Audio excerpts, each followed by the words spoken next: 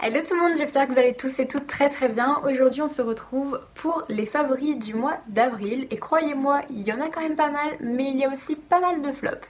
Bien évidemment, s'il y a des produits que j'aime et que vous n'aimez pas, ce n'est pas grave du tout, c'est vraiment chacun ses goûts, chacun ses opinions et bien sûr les produits ne correspondent pas à tout le monde et c'en est tout de même pour les flops, c'est-à-dire que c'est des produits que je n'aime pas sur moi, en revanche ils peuvent très bien vous convenir. On va s'arrêter de parler et on commence tout de suite. La première chose que j'ai utilisée, mais vraiment énormément ce mois-ci, je n'en ai presque plus, c'est une petite crème de la marque Filorga. Je trouve que c'est une marque qu'on entend de plus en plus parler. Donc là, c'est vraiment un petit échantillon que j'avais eu dans une box Nocibé, mais vraiment ça m'a permis de découvrir la marque que je ne connaissais pas du tout. Et vraiment, cette crème était au top. Je la mettais tous les matins. En tant que crème de jour et ma peau elle s'est vraiment améliorée, lissée, régénérée en fait. Du coup je pense que je rachèterai en grand format même si j'ai vu qu'elle coûtait super cher. Deuxième produit pour lequel je voue un culte mais pas dans sa vraie fonction, c'est le fond de teint Tarte Amazon Clay 12 Hours. Comme ça, alors en fond de teint il est très épais, peut-être un peu trop épais pour moi. En revanche, je le mets avec un sérum en fait pour vraiment le liquéfier un petit peu. Et c'est vrai qu'il est beaucoup mieux quand il est un tout petit peu plus liquide parce qu'il est très épais.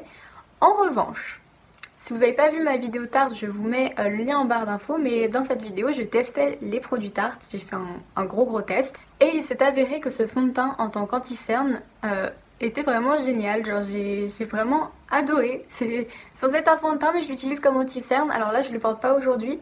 Mais oui, il y a vraiment pas photo. Il est beaucoup mieux qu'un produit que je vais vous présenter dans mes flops. Donc oui vraiment je l'aime beaucoup.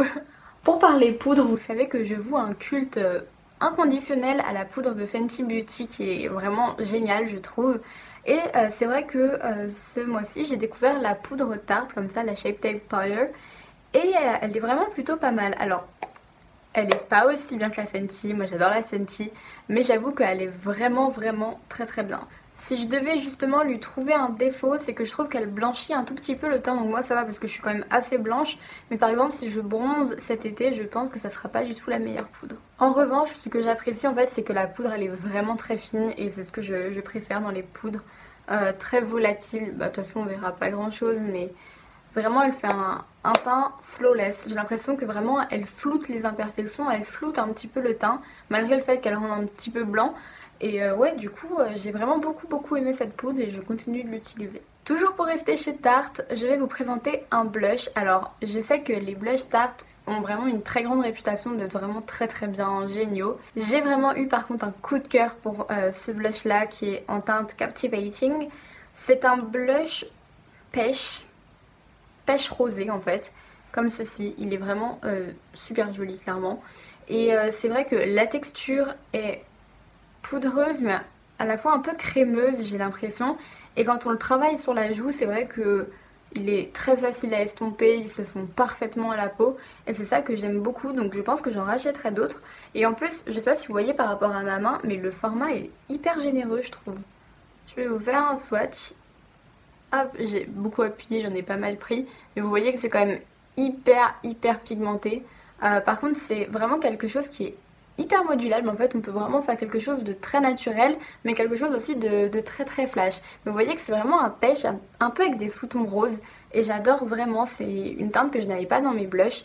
Et c'est vrai que je me suis dit, Laurine, ça sert à rien de prendre un blush Tarte si t'as déjà 15 000 fois les mêmes couleurs dans tes placards. Du coup je me suis vraiment laissée tenter par ça.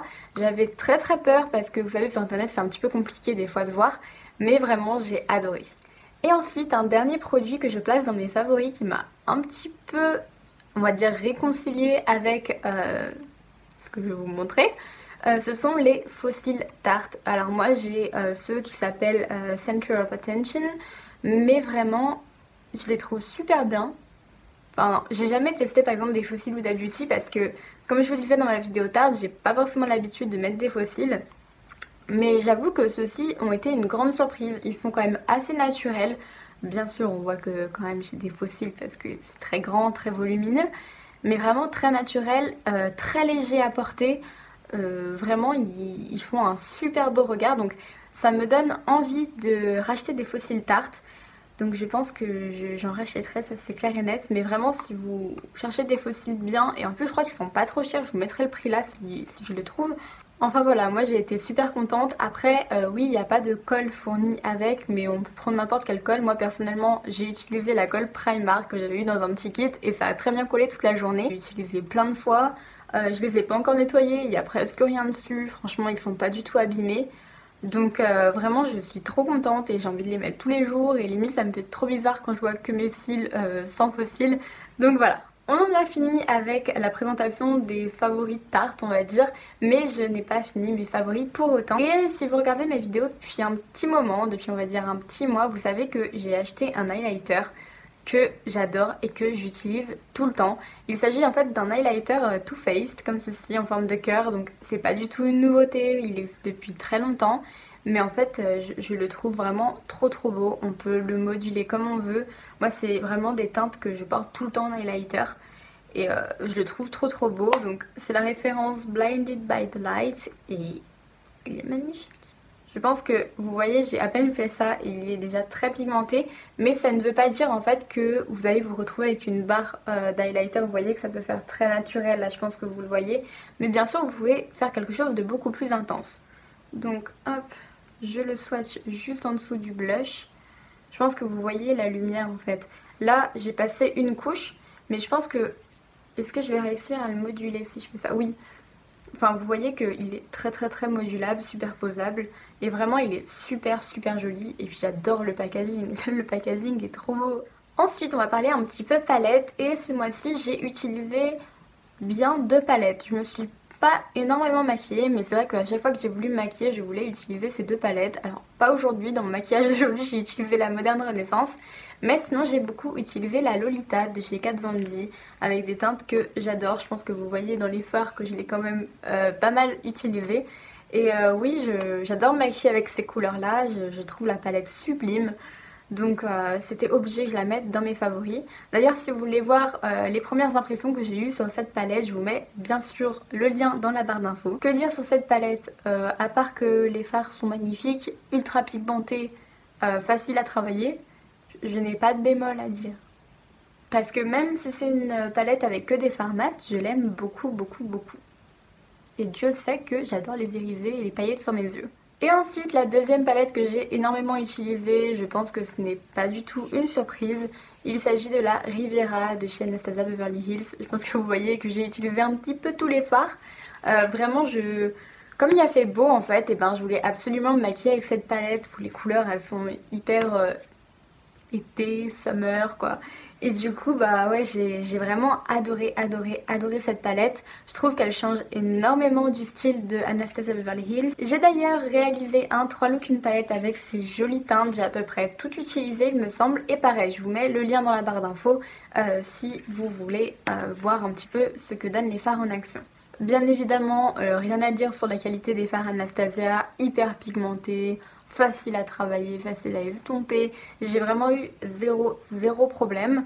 Après, oui les fards sont poudreux, mais moi c'est pas du tout quelque chose qui me dérange. Avec les fards Anastasia Beverly Hills, je n'ai jamais eu vraiment de chute en fait, parce que peut-être que j'en prélève beaucoup, mais je tapote toujours mon pinceau, je travaille hyper délicatement, en finesse.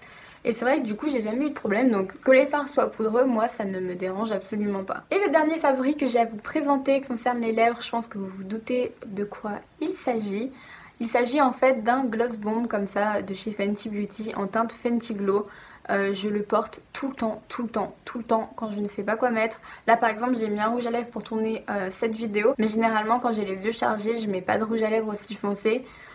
Donc ce que je fais c'est que je l'enlève et je mets un Fenty comme ça à la place et ça fait vraiment tout son effet. J'adore ce gloss parce qu'il colle pas, il rend les lèvres super jolies, enfin vraiment je l'aime beaucoup. Et on va passer maintenant à la partie un peu moins drôle puisque je vais vous présenter mes flops, mais vraiment des gros flops. C'est même pas des produits où je suis mitigée, c'est vraiment des flops total. La première chose que j'ai à vous présenter c'est un highlighter que j'avais acheté l'été dernier. Il s'agit en fait d'un highlighter liquide comme ça Barry M que j'avais acheté chez Superdrug, donc pour vraiment pas cher. Alors c'est vrai que la couleur est magnifique, franchement c'est un champagne, je me suis dit quand je l'ai vu, waouh mais ça me fera l'occasion de tester. Je l'ai jamais testé sous un fond de teint parce que je vais vous montrer. Donc ça fait une petite pompe comme ça. La teinte, enfin elle est sublime. Mais le problème c'est que je vais vous montrer ce que ça donne. À la caméra ça rend vraiment rien, mais je pense que si je m'approche, vous voyez, ça fait des mini traces, on voit tous les défauts de la peau, ça fait en fait comme si j'avais appliqué une crème trop blanche, vous savez, et du coup j'aime pas du tout l'effet que ça fait. J'ai les doigts qui sont complètement comme ça, et même si je me rince les doigts, si je me lave les mains, même si je prends ma douche, il y a toujours un résidu de paillettes vraiment pas joli qui reste, et je me dis, l'odeur elle est hyper chimique déjà, et en fait je me dis que je ne peux pas appliquer ça sur ma peau. Si je le mets sur ma peau directement, même après une base, ou alors en tant que mélangé à une base, j'ai trop peur que ça me donne des boutons parce que ça a l'air hyper chimique. J'ai pas envie de mettre ça sur ma peau. Du coup, bah oui, gros flop. Ensuite, deuxième produit flop et pas des moindres. Alors là, je sais que je vais me faire jeter des pierres parce que c'est un anti-cerne que tout le monde adore sauf moi. Je sais que vous allez me dire, mais Laurine, tu l'as acheté, t'as dit qu'il était bien quand tu l'as acheté. Mais en fait, plus je l'utilise, plus je me rends compte qu'il est vraiment, mais vraiment pas couvrant. Il s'agit du NARS en fait, le concealer NARS. Je pense que pour quelqu'un qui a pas trop de cernes, donc qui est pas dans mon cas, et ben il est génial. Mais alors pour moi, la teinte est parfaite vraiment pour moi, elle annule ma couleur. Mais par contre, j'ai toujours... Enfin, j'ai pas cet effet plus cerné en fait, enfin, ou alors moins cerné comme là je peux avoir. J'ai toujours mes gros traits comme ça, mes grosses traces. Et c'est vrai que, ouais, je sais pas comment vous expliquer, mais plus je l'utilisais, moins je l'aimais en fait. Je trouvais beaucoup de défauts, je trouvais qu'il faisait même patchy un petit peu. Ouais, après je sais que je suis hyper difficile en concealer, enfin en anti-cerne quoi. Et je n'ai pas encore trouvé l'anti-cerne parfait. Donc... bah, j'attends hein. D'ailleurs si vous avez des anti-cernes géniaux à me conseiller, je vous laisse vraiment tout me mettre ça en commentaire, vraiment j'attends vos réponses. Parce que je suis en panique, je n'ai plus d'anti-cerne, donc ce que je fais c'est que j'utilise le fond de teint que je vous ai montré juste avant qui est hyper couvrant. Mais du coup c'est vrai que je suis un petit peu démunie, je me dis quel anti-cerne je prends. Et un deuxième anti-cerne que j'ai à vous présenter et pas des moindres, il s'agit en fait du concealer de chez Tarte. Alors c'est pas le Shape Tape, c'est le Creaseless Concealer. Premier problème, je sais que je peux m'en prendre qu'à moi-même, c'est au niveau de la teinte. Là comme ça à la caméra on a l'impression que ça peut être une teinte vraiment pas mal, mais en fait je trouve que pour mes cernes c'est une teinte un tout petit peu trop neutre, donc ce qui fait que ça vient me ternir un petit peu le dessous de l'œil. Je sais pas si vous voyez ce que je veux dire, mais ça vient pas faire un peu une source de lumière, ça va vraiment ternir et du coup on va encore plus voir mon noir, mon violet qui est juste là. Deuxième problème, bien qu'il soit crémeux parce qu'il est enrichi en huile de maracuja et que c'est très bien pour le dessous de l'œil, j'ai un énorme problème, c'est que quand j'essaie de l'estomper, il s'en va. Il s'enlève complètement.